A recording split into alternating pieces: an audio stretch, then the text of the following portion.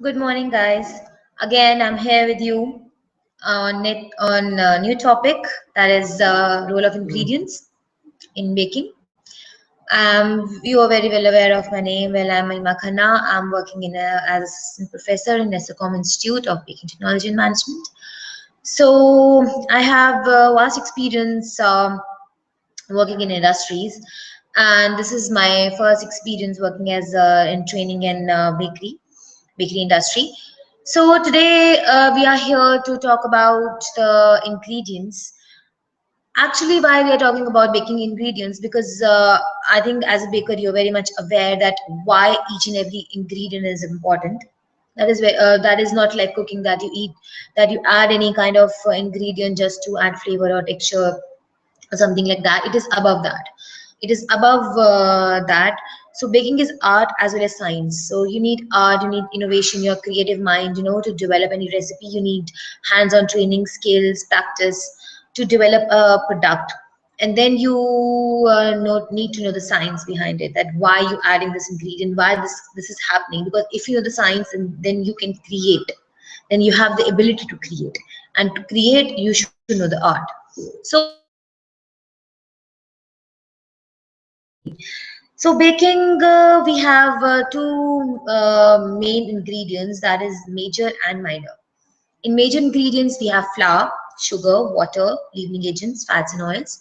And in minor ingredients, we have chocolates, fruits and nuts, eggs.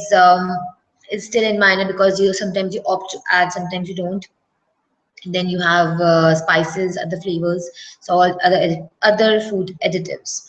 So we'll talk about the major ingredients today. Um, we'll talk about flour first, and then I'll. Flour is basically of three types. It is soft wheat flour, hard wheat flour, and durum wheat flour. So the division is basically on protein content present in the flour. So flour is the main ingredient which gives body, which gives structure to the product, and this is the main ingredient. And wheat flour we use normally because it's cost effective, and that is the mostly widely available to us. So in India, we normally use only one kind of wheat flour, but normally it depends on the product which we make. For example, we are making cakes. We are making cakes and cookies, so we need weak gluten flour. And so basically, if we divide the because this is the very like scientific concept, so I hope you understand what I'm trying to say. So this is like three types of flour. So if we come to hard wheat flour, that contains more protein content, that is 9 to 10%, that is used for making bread and other yeast products, because we need more strength, we need dough, and we need more gluten content in that to develop the product. So that should be more elastic, and extensive. So we need gluten content, and for that we should have protein at least 10 to 9 to 10%. Then we have soft flour. Soft wheat flour is less. It's around 6 to 7% of protein, which is used to make cakes, cookies. In that we don't need much gluten, so we use the soft flour. We also call it weak flour. Depends what you call it. And then we have durum wheat flour. Durum wheat flour is basically contains strong. It has very much good protein content. That is around 12 to 13%, which is used to make pasta, noodles, which is very, you need very high gluten content. So these are the basic flours which we think that we need. Then we have after these I think in India we never look into these different flours, because we only get all purpose flour. So this is the another type that we get in India, all purpose flour. So that contains medium gluten content. So it is a mixture of bread flour and cake flour. So basically you get the medium gluten content in that. So with the help of all-purpose flour, you can create all the recipes. Then you can add gluten content on top of it, depending on the need, depending on your need of the recipe. Then we have self-raising flours as well. Self-raising flours basically contain salt and baking powder, so that you don't need to add extra salt or baking powder on top of it. So you get the self-raising flours in market. So these are the major divisions of the flour which we get. We get bread flour, cake flour. So these different flours are available commercially. If you go in big supermarkets, or if you go abroad, normally in India there is no such division, but still now I think it started, you getting it. It becomes easier for you to make a product. So this is the basic concept of the flour. And then we have other ingredient, water. Water plays very important role because obviously it binds the flour, it binds all the ingredients. So its consistency is very important, because if you add more water, it won't help to form gluten. It won't help to form the extensive, stretchability. If you see your dough, it's very stretchy, and it's very soft as well, not hard as well. So it is basically stretchy. So that is very important, the content of water. And the water also activates yeast, so that it can feed on its salt and sugar, and then release carbon dioxide. So water plays very important role to make batter, dough, and the different consistency of the bread products. Then we have fats. We have oils, fats, butter, unsalted butters. So the main concept of butter is giving, obviously you are very much aware of like rule of fat, and everybody likes to eat fat because it is very good, gives you good mouth feel. It has very smooth velvet texture, and it gives you good flavor in your product. So everybody loves it, whether it's cooking, whether it's baking, everybody loves to add fat. And it gives you softness and porous structure to your product. It also helps in aeration. So that is the main role of fat. But it shortens the gluten. If you see in bread, we normally don't add much fat because it shortens the gluten chains. So basically it doesn't help to form gluten. It hinders its formation. So that's why we don't add fat in yeast in products which need more gluten content. So we avoid them, and either we add them at the last stage, so that once the gluten is formed, we don't it doesn't interfere with its formation. So that is the main reason that why we use fat. So basically fat will give you texture, aroma, flavor, plus not only that, but it will help you to increase the shelf life of the product. And it is also important to give aeration in the product. So if you beating egg and sugar or butter, so it helps, like butter and sugar, so it helps in the aeration of the product. That is very important. So this is the main reason. And other one is leavening agents. Leavening agents is basically to leaven the product, to form aeration in the product, and that is done by three methods: chemical leavening agent, biological leavening agent, and then physical leavening agent. Physical leavening agent can be done by whipping, by steaming, and by beating eggs and sugar. And these are the physical way of getting air incorporated. And then you have chemical leavening agents, that is baking powder, baking soda, salt. So that is helped to release carbon dioxide, which gives the volume and texture to the product. So this is the chemical leavening agents. Then we have biological leavening agents, which we use in breads and other like rusks and everything. For that is yeast, living organisms, which are inactive when we don't use it, but when we add water and when we they get activated, they feed on the sugar, salt, which are present in the flour, and or we also add on top of it. So they feed on it, and then they get activated, and they release carbon dioxide and alcohol. So alcohol is evaporated, and then carbon dioxide, when we heat the product, when we put the bread or the product in the oven, that carbon dioxide rises, which gives the volume and structure to the product. So that is these are the leavening agents which we add. Then we had sugar. Sugar, normally people say sugar for taste, for good flavor, but and for shelf life also. It helps increase shelf life. If you see that most of the sugar, like candies, like chocolates, which the things which have more sugar content, they have more shelf life. So if you see chocolates and toffees, they can survive since like for a few very like for 6 months or maybe for 1 year. So they don't get spoiled. But Indian sweets they get, because obviously they contain milk and other products which get spoiled with time, so that's why they don't have more shelf life.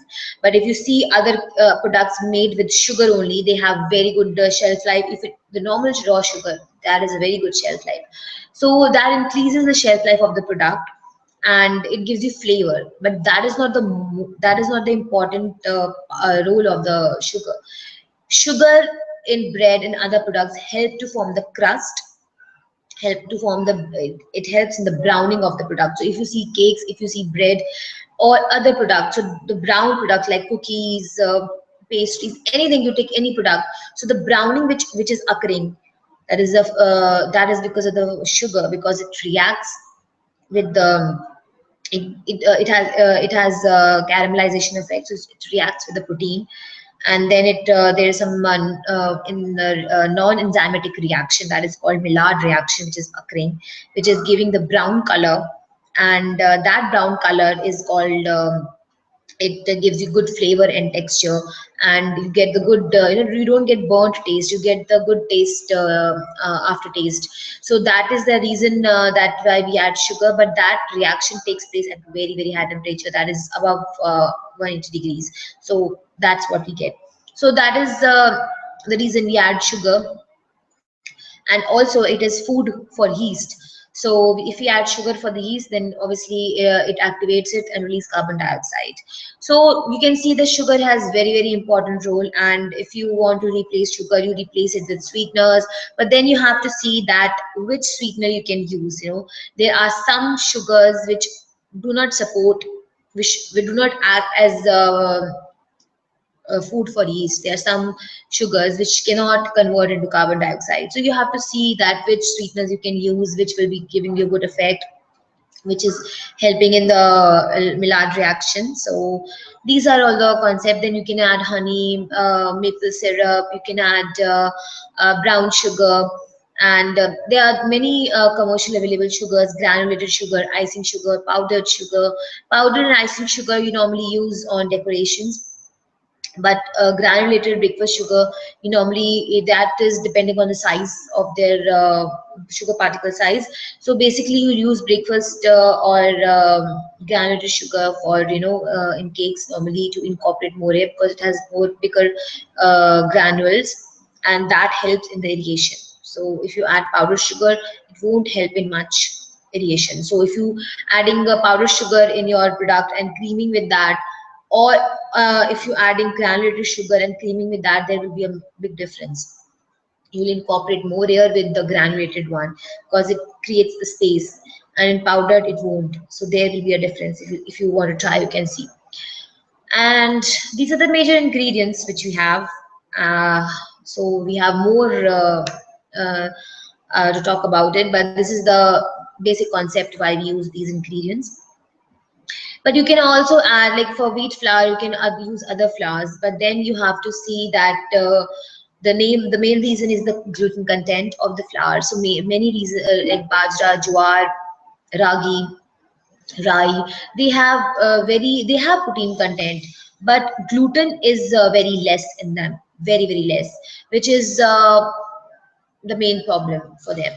So you have to see, normally in cakes and cookies, you can easily make your product with other flours because you don't need much gluten content. But for breads, other rusks and other yeast products, you have to see that which flour you're using.